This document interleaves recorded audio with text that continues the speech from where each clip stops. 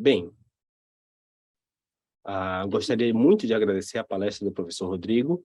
Agora iniciaremos as comunicações do terceiro Congresso Nacional de Pesquisas em Linguística e Língua de Sinais, convidando o autor Bruno Gonçalves Carneiro para apresentar a comunicação, a categoria número em Língua de Sinais. Seja muito bem-vindo, professor Bruno.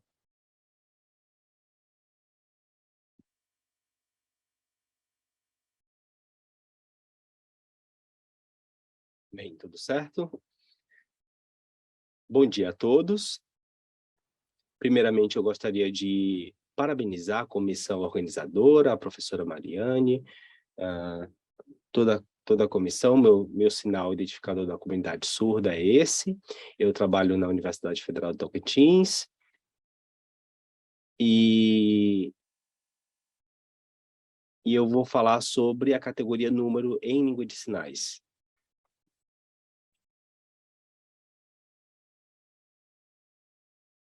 Quando a gente fala do léxico da língua, a gente tem diversas categorias, por exemplo, diferentes. Verbos, advérbios, números, etc. E o numeral é uma dessas categorias. O número tem relação com a quantidade de objetos, mas não significa que é uma quantidade específica, ou seja, é uma forma indireta de quantificar. Quando a gente faz uma comparação de línguas orais e línguas de sinais, a gente nota uma série de similaridades e divergências causadas pelas modalidades de língua. Então, a proposta desse trabalho é fazer uma perspectiva, uma análise na perspectiva linguística, fazer uma coleta de dados de diferentes línguas de sinais e depois fazer uma comparação das similaridades e divergências apresentadas da língua de sinais a nível universal, a nível internacional. Perdão.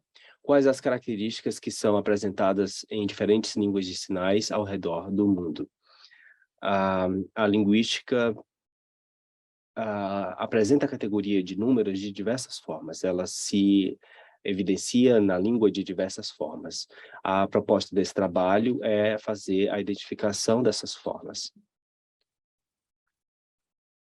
Para isso, eu faço um resgate da categoria número em línguas orais e também em língua de sinais, e a proposta desse trabalho é justamente fazer um cotejo, uma comparação entre essas modalidades de língua. Temos aqui a característica de substantivo, a categoria de substantivos e verbos numerais. Eu não vou tratar de outras categorias, a não ser do número, considerando o sintagma nominal. Também vou falar sobre as principais, os valores presentes na categoria número, quais os padrões que são encontrados nessa categoria, presente nas línguas de sinais e nas línguas orais.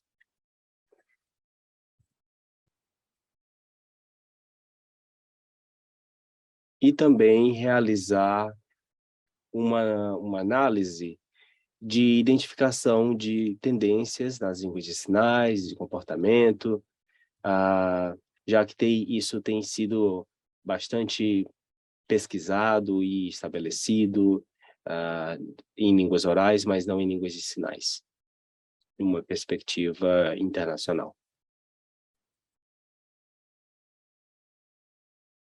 A presente pesquisa ela tem como objetivo fazer uma análise, um levantamento de 10 línguas de sinais a partir de dados secundários, ou seja, os dados que estão publicados, que já estão publicados, ou seja, não uma análise direta da língua em uso, seria impossível fazer uma análise de tantos dados assim e fazer a coleta de dados primários.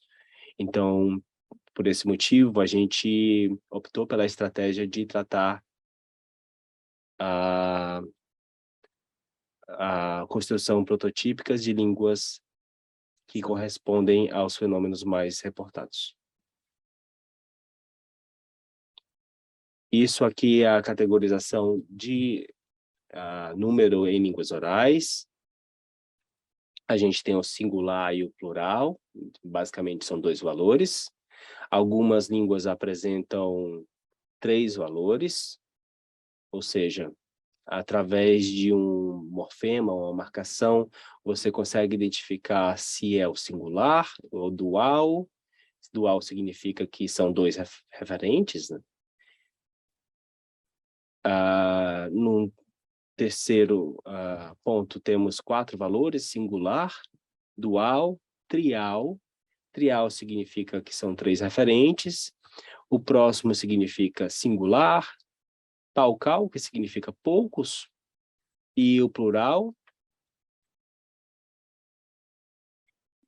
E a gente fez uma identificação de até 5 sistemas de categoria de números. Tem uma categoria geral, tem a categoria de singular, uma para plural. E a forma que os números são sistematizados, ela difere em cada língua. Essa é uma proposta de hierarquia implicacional.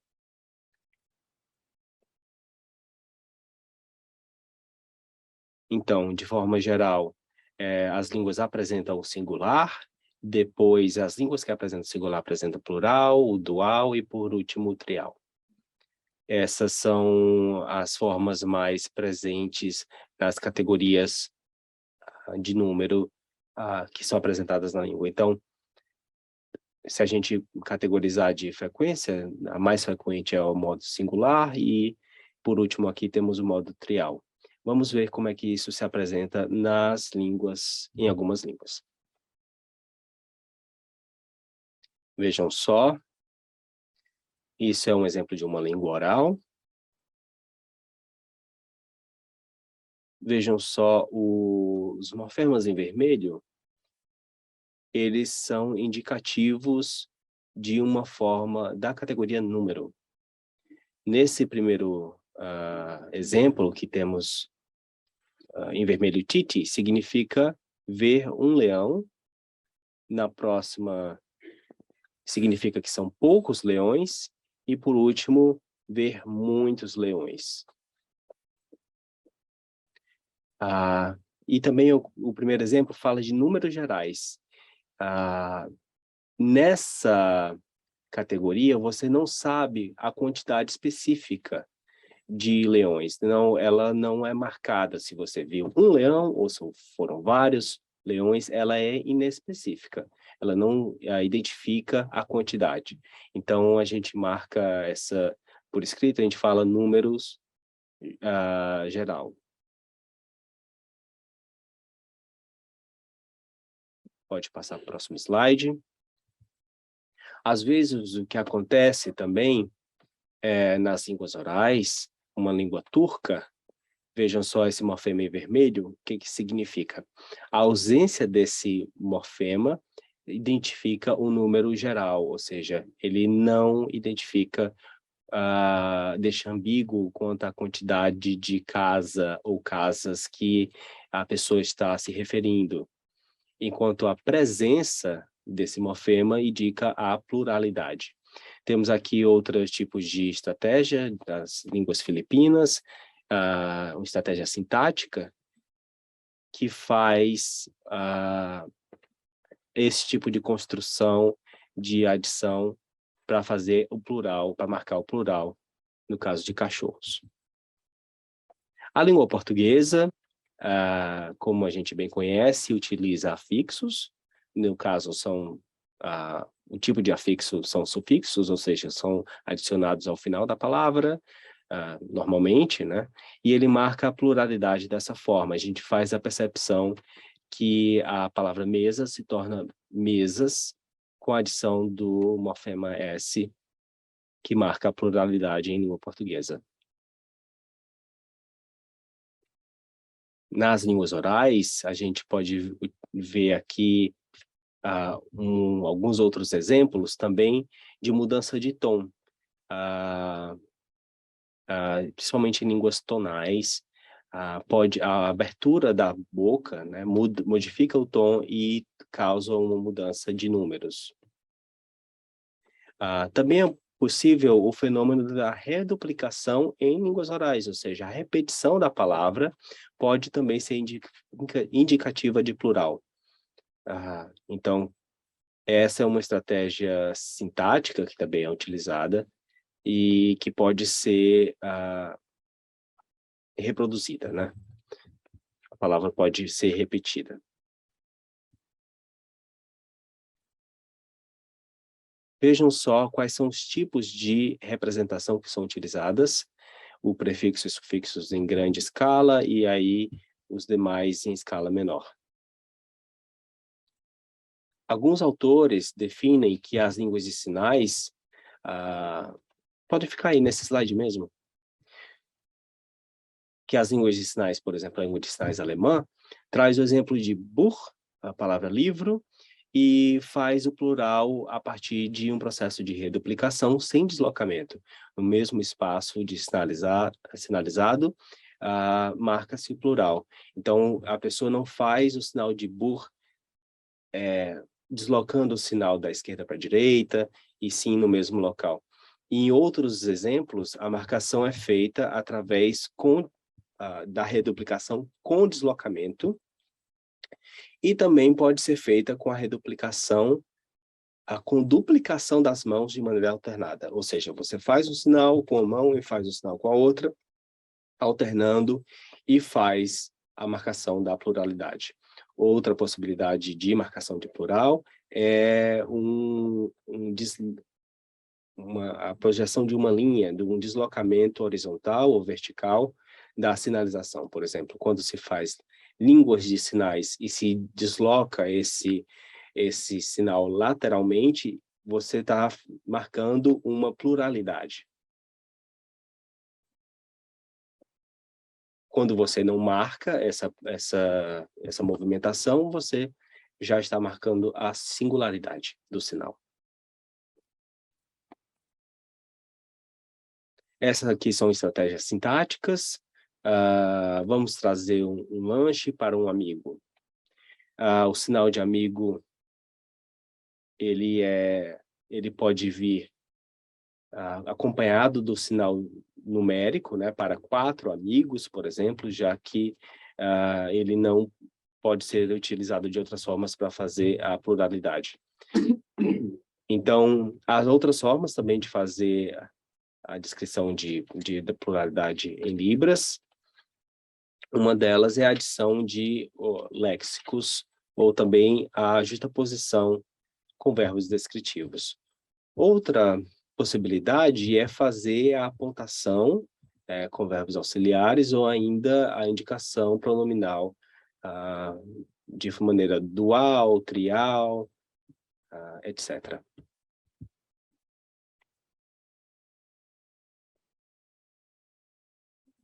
A pesquisa se deu tendo em vista 10 línguas de sinais, diferentes espaços geográficos, são línguas de sinais nacionais, ou seja, são reconhecidas por lei e em seus respectivos países, e existe uma presença de políticas linguísticas de fomento a essas línguas. Então, há uma série de aspectos sociolinguísticos que são levados em consideração. Então, o número 1 é a língua canadense de sinais.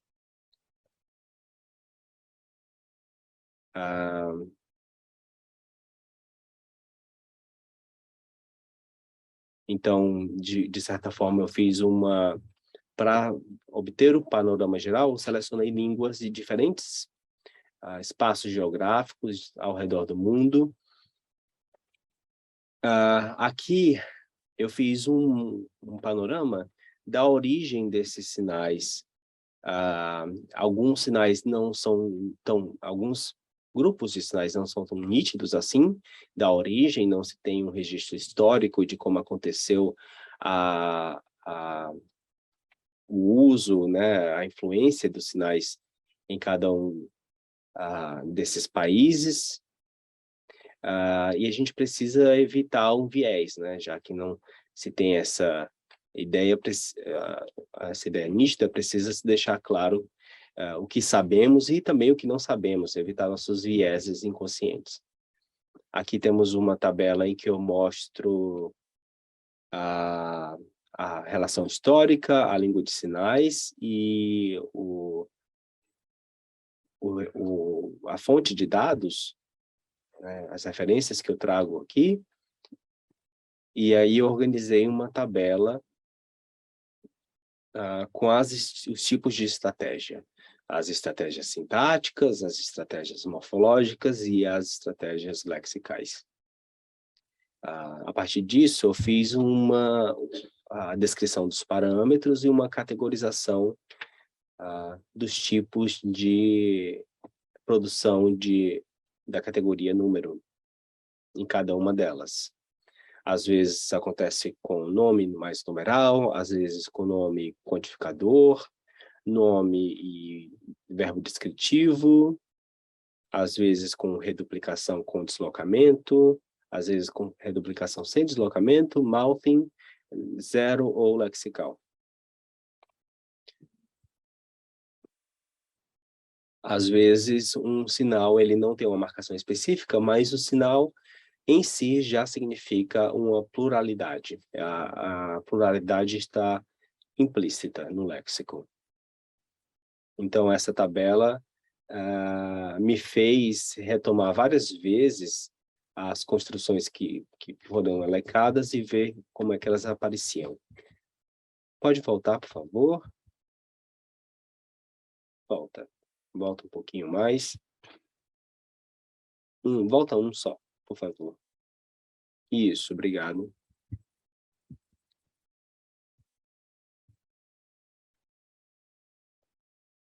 De forma geral, a gente viu que os valores da categoria número em língua de sinais podem ser de 3 formas, 3 grupos maiores.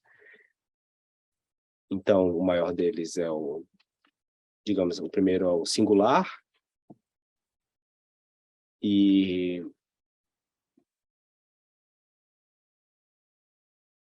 nesse modo não é identificado, não é importante identificar quantos referentes você está citando, e temos a categoria dual e plural. Dentro da categoria plural temos trial e quatral.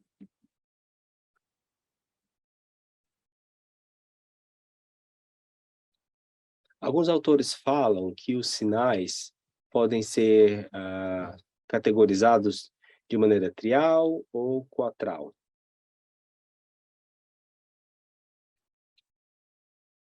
Mas eu acredito que nas línguas de sinais, quando a gente faz o sinal de casas, dessa forma, separadamente, com pausas entre um sinal e outro, a gente pode estar marcando o número de casas, né? Mas não necessariamente as pessoas contam numa produção mais rápida. Então, quando a gente sinaliza casas no plural, a gente não faz uma contagem de quantas casas a pessoa sinalizou. Vejam só o exemplo a seguir. Clica no vídeo, por gentileza, com o mouse.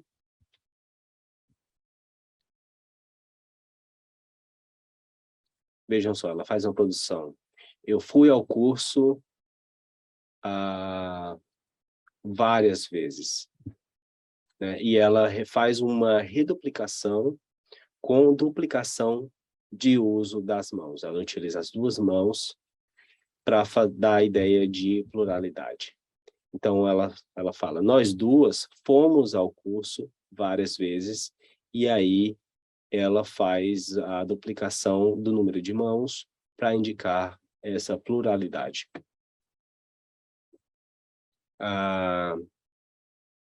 Então, o verbo também é marcado por essa pluralidade.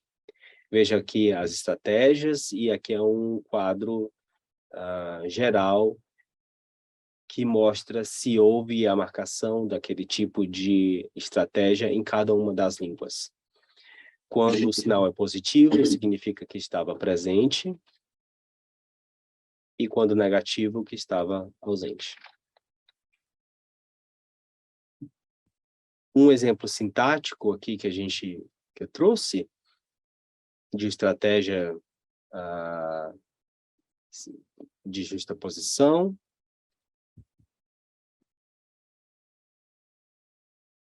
Todas as línguas de sinais apresentaram estratégias sintáticas de marcação de pluralidade, enquanto somente alguns apresentaram estratégias morfológicas de marcação de pluralidade, por exemplo, o mouthing, com os movimentos orofaciais.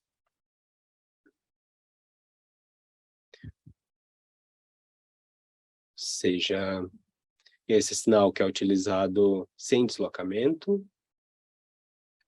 nas línguas de Países Baixos, e a reduplicação também ela é marcada por diversas restrições, às vezes restrições de movimento, às vezes restrições de localização do sinal, um ponto de articulação. Então, existe uma série de restrições fonológicas que delimitam a produção da pluralidade de forma morfológica. A incorporação, por exemplo, aqui eu estou falando de 1 mês, 2 meses, 3 meses, esse sinal de mês ele faz uma incorporação do numeral, ela é muito utilizada, mas ela não...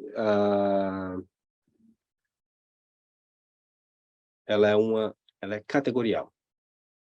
As línguas de sinais podem apresentar até 5 categorias de representação de números. Aqui temos que as línguas de sinais trazem estratégias sintáticas muito fortemente, é uma característica muito presente.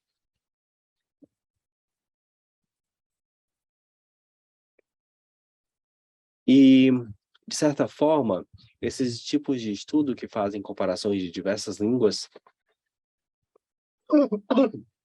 perdão, ajudam a compreender tendências e padrões nas suas próprias línguas. E essas mudanças podem ser levadas em diversos níveis hierárquicos.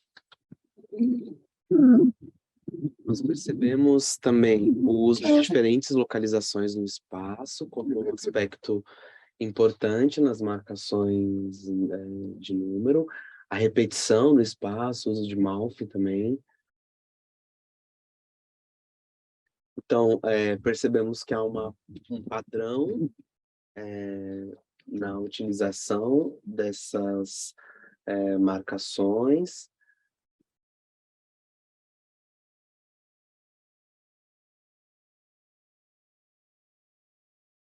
E percebemos também uma variação nas categorias de número, às vezes com 1 ou 2 marcações. E o valor utilizado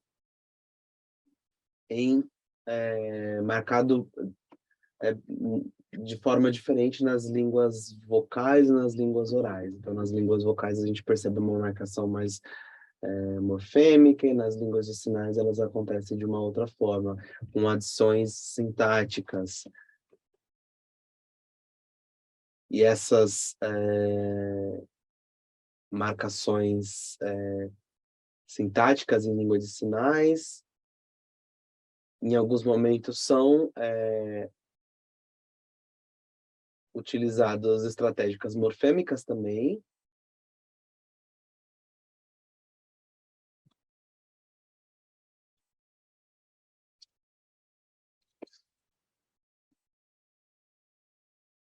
e de forma isolada.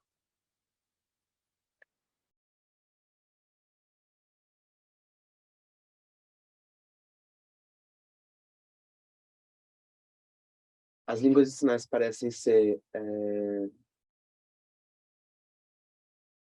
estratégias espaciais como um aspecto importante nessas línguas de sinais.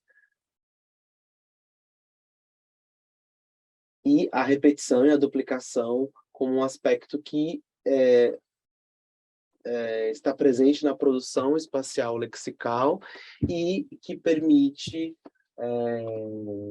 também a influência nas produções categoriais dos números nessas línguas de sinais. Então, percebemos que há ali a produção do singular, do plural, de forma dual, de forma plural, e que nas línguas de sinais, às vezes, o uso de mouth acaba funcionando como uma estratégia morfêmica na produção desses números, e há uma mudança na raiz do sinal.